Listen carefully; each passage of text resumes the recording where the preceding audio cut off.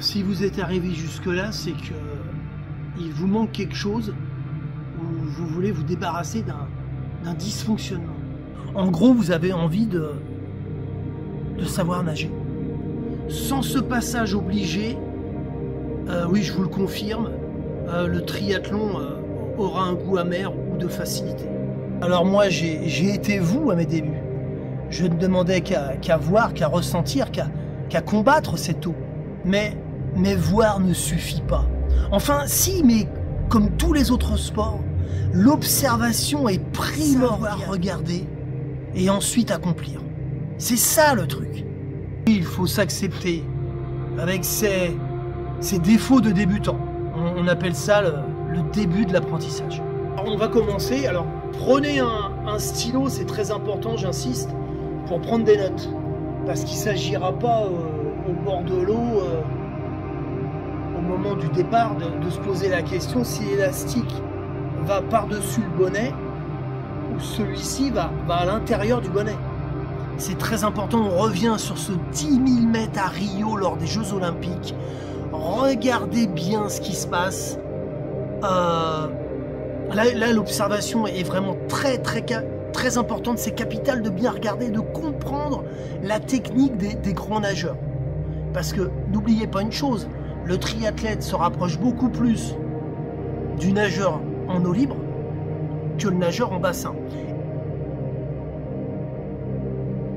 Regardez le gars qui est avec le bonnet blanc, comme il ne lève plus ses coudes, parce que pendant que votre coude est en l'air, il n'y a aucune poussée. Manque de bol pour lui.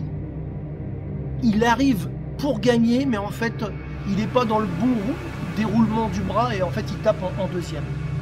Alors qu'il était en avance sur celui qui va gagner, mais l'autre a rusé, il est arrivé sans le bon bras, il a tapé la plaque. Bref, regardez, c'est important pour moi pour la suite de l'explication. Vous allez voir après, on va revenir dessus. Le triathlète nageur ne sera jamais un nageur de bassin. Le triathlète nageur doit copier le nageur de bassin et ensuite doit finir à admirer le nageur d'eau libre. Le principal sera toujours la pénétration de votre main et votre poussée.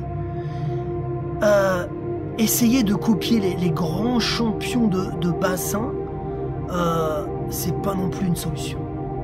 Il y avait un ciel gris, les gens étaient très couverts sur la plage, il faisait froid. La mer était froide. Et puis en fin de compte, oui, il faut être fort parce que pendant plus d'une heure, vous êtes là à vous battre, à vous boxer avec cette mer qui est indisciplinée. Vous entendez que votre souffle et les vagues qui viennent claquer dans vos oreilles.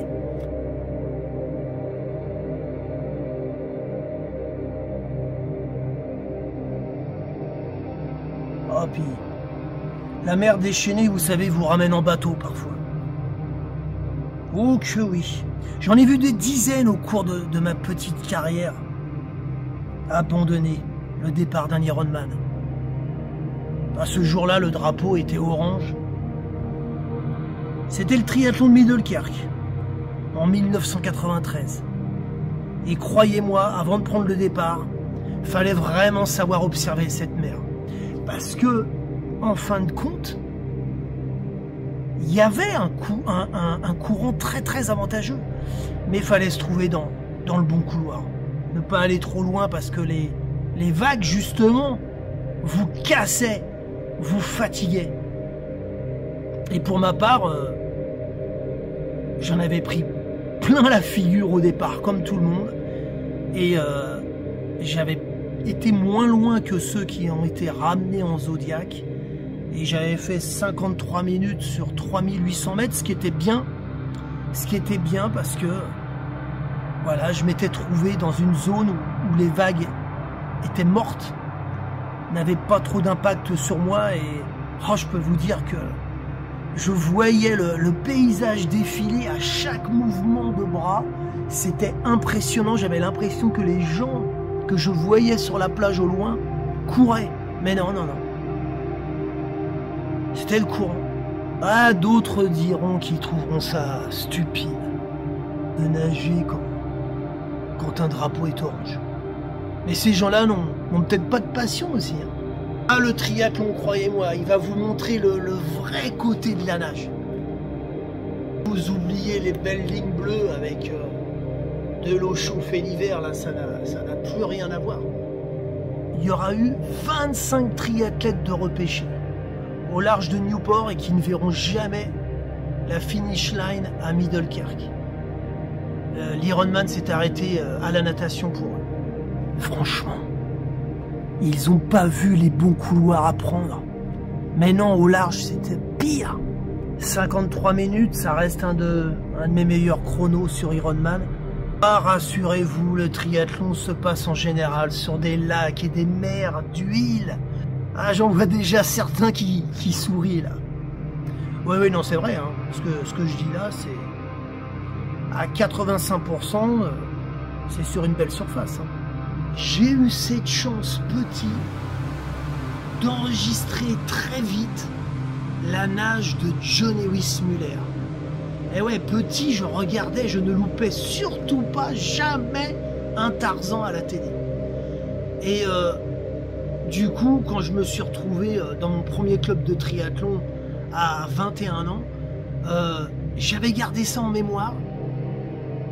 Amplitude maximum pour pousser maximum. C'était fantastique. Et bien plus tard, j'apprenais que ce type-là avait été le plus grand nageur au monde et collectionnait les médailles d'or aux Jeux Olympiques. Non, le premier prof que j'ai eu en natation, je confirme, ça a été la télé avec Johnny. Des cuisses, mollets, chevilles. Enfin là, je parle pour ceux de ma génération. Hein. J'ai 60 ans, on est en 2024. Merci commandant Cousteau. Alors, j'ai retrouvé une image. Regardez cette grâce, cette fluidité du mouvement. Et ça, c'était acquis, pareil. Alors vous, triathlètes débutants, regardez bien ce mouvement-là, parce que c'est le même que vous devez faire, mais en fléchissant les jambes à 50%. Il y a trop de jambes, de pieds morts, il y a trop de triathlètes, je vois en bassin toutes les semaines. Il y en a, ils ne profitent pas de ce petit moteur que vous avez. Ils sabotent les chevilles et les genoux. C'est dommage. Ah, c'était magnifique à voir tous ces plongeurs de la Calypso avec le commandant là. Oh, avec leurs palmes super longues, leur combinaison argentée avec le petit trait jaune qui se poursuivait sur la palme. C'était d'une beauté, d'une fluidité. Vous n'avez pas pris de notes? Bah alors, je suis pas là pour vous raconter une histoire. Je vous amène lentement dans une eau qui est repoussante, froide, où vous allez être plusieurs à vouloir nager dans un entonnoir. Et depuis 1986 jusqu'à 2015, j'étais devenu un triathlète nageur puissant, mais qui avait emmené avec lui plein de défauts. Enfin plein. Il y en avait 3-4 qu'il fallait absolument gommer. C'est toujours plus intéressant de sortir pour faire un vélo en étant non seulement bien placé, mais en s'étant économisé pendant cette nage. Parce que on n'en parle pas, mais il y a un nombre de triathlètes qui arrêtent le triathlon à cause de la natation. Et même certains qui n'y viennent pas à cause de la natation. Les défauts, mais il y en a certains qui vous épuiseront, qui empêcheront votre progression. Quoique, il y a des combis qui se revendent très bien sur le Bon Coin, hein, sur certains sites. Hein. Pas aussi bien que les jantes carbone, les jantes hautes. Hein. Parce que ça aussi, il y a eu la mode des jantes hautes qu'on retrouve beaucoup sur le net. On va y venir sur ce choix de combinaison. Et puis après, chacun a sa petite histoire.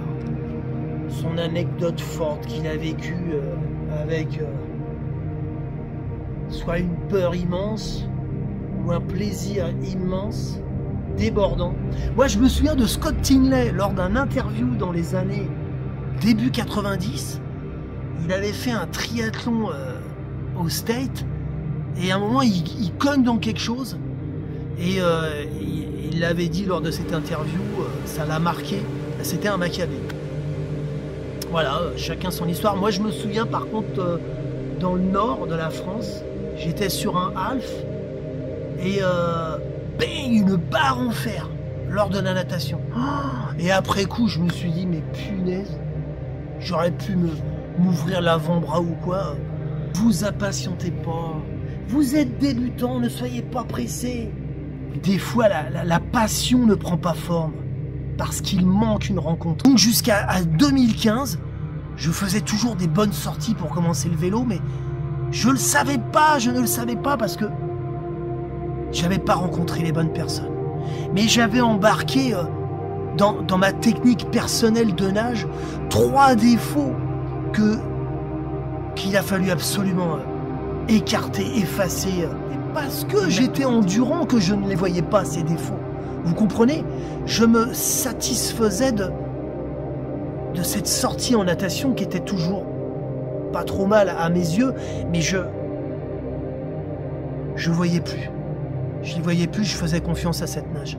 Et à cause de ça, je stagnais. Je faisais quasiment toujours les mêmes chronos.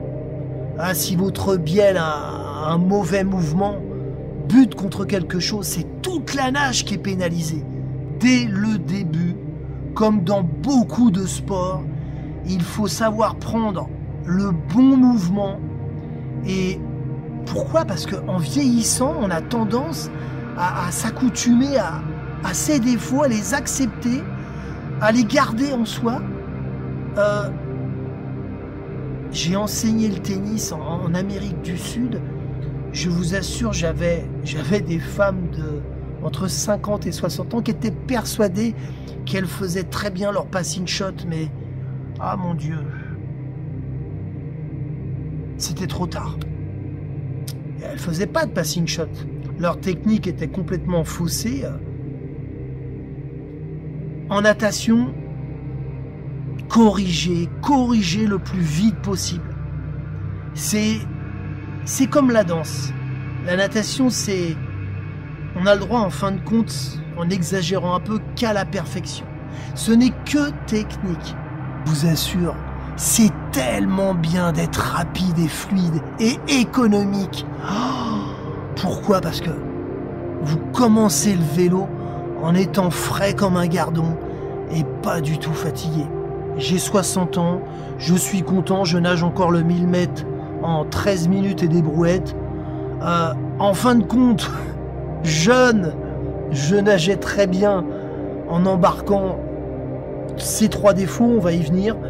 Et puis, en vieillissant, je me fatigue moins, mais je suis meilleur. Il faut être fluide et efficace et beau comme un poisson. On ne tape pas l'eau, on y rentre délicatement, sans la taper, sans la brusquer. En dessous, ce qui se passe, on lui prend toute sa force. La propulsion est la phase la plus importante. Poussée parfaite. Quand je dis parfaite, je me souviens encore de mon prof quand j'avais 21 ans. Il voulait absolument qu'en fin de mouvement, à la fin de cette poussée, le pouce effleure votre cuisse en étant le plus éloigné au maximum. Mon fils, en ce moment, je suis en train de le coacher, mais je le regarde sous l'eau. Il perd ça en poussée, il perd à peu près 20-25 cm. Il ramène son bras, il quitte sa poussée, il va pas au maximum. Alors je lui dis, mais Nathaniel, quand tu arrives au bout, au maximum de ta poussée, touche avec ton pouce la cuisse. Et ça, le prof, il voulait absolument, il mettait l'accent là-dessus. C'est d'une importance capitale. Bien sûr que maintenant, je ne fais plus le pouce. Il est en forme de palme, hein. Mais ma main, elle est au maximum de sa poussée. Voilà, si vous comprenez cela, c'est déjà 99% de votre progression. Nous sommes une torpille. Nous devons respecter la ligne de notre corps, de la main jusqu'à la cheville. Ça, c'est une phase aussi très importante. Le triathlète, à part les meilleurs, Wolfgang Dietrich, lui, bon, il rajoutait les jambes pour gagner des primes lors des Ironman, mais ok, mais le triathlète, vous, contentez-vous déjà de bien faire ce mouvement des chevilles et gardez cette propulsion. Après, quand vous voudrez doubler, vous avez juste à rajouter de la cadence. Voilà, un peu de vitesse. Mais il faut l'avoir vécu pour le savoir. C'est très très important. Bon, là, je sais pas si vous avez pris des notes, mais on est déjà pas mal. On est en ligne. On sort bien les coudes. On va chercher au plus loin l'entrée dans l'eau en cassant légèrement la main pour ne pas claquer la surface de l'eau. On a une propulsion complète jusqu'à la sortie près de la cuisse. Au début, on peut se servir du pouce. On a ce petit moteur. On a un ventre qui reste bien parallèle à la surface de l'eau. C'est déjà pas mal. Alors ça y est, là, on entame ce que vous attendiez, parce que vous vous dites, le gars, il me raconte sa vie, ouais, depuis un certain moment, mais je vais peut-être me retrouver dans une de ces cases. Ah, les cases des défauts, les défauts qu'on voit le plus souvent chez les triathlètes débutants. C'est parti. Juste un petit truc. La propulsion des bras, vous savez quoi?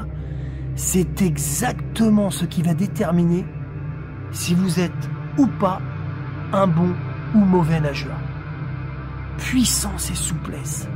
Oui, parce que n'oubliez pas, vous pouvez être endurant, très endurant et avoir une mauvaise technique. Et vice versa, vous pouvez être l'élève hyper appliqué avec une technique parfaite et pas avoir d'endurance. Le défaut numéro 1 que l'on trouve le plus souvent est un mouvement des bras pas assez rapide et qui ne va pas au bout de sa poussée. Alors là,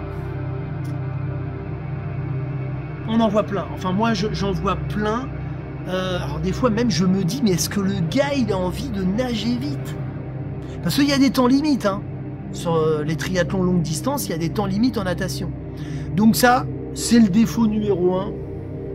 Bras, même qu'il soit puissant, il n'est pas assez rapide. Défaut numéro 2, on y vient. Un classique. Des jambes mortes, des pieds, des chevilles mortes. Alors, c'est dommage parce que vous perdez de 22 à 29 cm à chaque battement. Alors vous calculez, hein, sur 2000 mètres ce que ça fait, sur 3000 mètres, sur 4. Le défaut numéro 3 aussi, un grand classique pour ceux qui se contentent d'être forts en haut, qui négligent leur bassin, qui est un petit peu comme une barque qu'on voudrait faire chavirer. Alors, jusque là ça va, mais en dessous ça va plus. Donc le battement se retrouve un petit peu tordu, les jambes parfois écartées. Encore un classique, mais facile à corriger. Numéro 4, des jambes qui fléchissent beaucoup de trop, ça ne sert à rien dans la natation. Vous avez vu l'image tout à l'heure du plongeur à côté du requin, là. C'est un plongeur de la Calypso. Il faut bien enregistrer ce mouvement-là, parce que vous, lors de votre premier triathlon, vous ferez exactement la même chose, mais vous allez réduire de 50% le mouvement. Défaut numéro 5, le dernier. Alors, c'est plus une remarque qu'un défaut. Ça va être pour les nageurs qui ne sortent jamais de leur zone de confort. On leur a dit qu'il fallait faire tant de mouvements, respirer à droite, respirer des deux côtés. On va jamais nager dans les lacs. Toujours l'eau chaude, ces couloirs bleus, la piscine, la piscine, la piscine. On met pas de vitesse, on met pas de puissance. On n'essaye pas de donner à ce moteur de la propulsion. Non, à un moment, il faudra sortir de cette zone de confort avec les armes. La fluidité, la puissance et la souplesse, de toute façon, restent les maîtres mots pour votre technique à vous. Mais sachez une chose, c'est que moi, débutant, je respirais des deux côtés. Et pour un problème d'orientation, j'ai dû arrêter, mais surtout j'ai dû arrêter parce que j'allais plus vite en respirant toujours que du côté droit. Comme beaucoup de nageurs le font lors de cette finale du 10 000 à Rio. Il faut observer. Idem pour vos cervicales. Pensez à bien allonger votre tête dans le mouvement. Vous inquiétez pas, l'eau ne rentrera pas. Placez bien votre tête. Ça doit être un plaisir d'allonger son cou et d'être profilé, d'avoir une bonne pénétration. Prenez plaisir avec ce que la vie vous permet de vivre. Le triathlon est un sport complet, fabuleux, qui va vous faire voyager et vous faire découvrir des tas d'endroits magnifiques, mais prenez plaisir. En 87, lors des championnats du monde de triathlon à Nice, à un moment on revenait vers le public, vers la plage, et je vois un type au fond assis, avec sa ceinture de plomb. Le gars il nous regardait, bien sûr qu'il était là pour la sécurité, je m'en doute, mais le mec il bossait, et nous on était là pour... en fait, on était une bande de 1000 triathlètes à venir s'amuser. Ne perdez jamais cette connexion avec le plaisir. Je me doute que vous êtes dans l'une de ces 5 cases, de ces 5 défauts. Mais vous allez y arriver. On est au prenne, manche longue, on est tranquille toute l'année, même si l'eau est froide, on met ça. Franchement, prenez votre temps. Avec 39 années de triathlon et toute l'expérience que j'ai, si vous êtes sûr de nager toujours sur des triathlons à des dates où il fait beau, où l'eau est chaude, libérez vos épaules et vos bras et prenez, je ne vais pas vous dire de prendre ce modèle-là, mais sans manche. Vous allez voir l'efficacité incroyable. La libération de vos épaules, c'est... il faut avoir essayé sur des 5000 mètres pour en être convaincu. Franchement, réfléchissez à ça. Cyclistes, coureurs à pied qui mettent des manchons. Surtout, vous le mettez avant la natation. Parce que là, je peux vous dire, il faudra que votre femme vienne avec un sèche-cheveux et vous perdrez un quart d'heure dans le parc à vélo. Essayez toujours de mettre des manchons sur des mollets mouillés. Sous votre combinaison, avec le petit sac plastique qu'on met au bout du pied pour rentrer dans sa combinaison, c'est beaucoup mieux. On parlait de l'élastique. Est-ce qu'il faut mettre l'élastique à l'intérieur ou à l'extérieur du bonnet? L'intérieur, vous laissez ça, c'est pour les purs nageurs de bassin. Eux, oreilles fermées, l'élastique à l'intérieur, c'est pas notre univers. Perdez pas de temps avec ça. Humidifiez votre paire de lunettes, mettez l'élastique à l'extérieur et ce sera bien mieux comme ça. L'assurance de bien nager chassera de plus en plus le stress d'un départ de triathlon.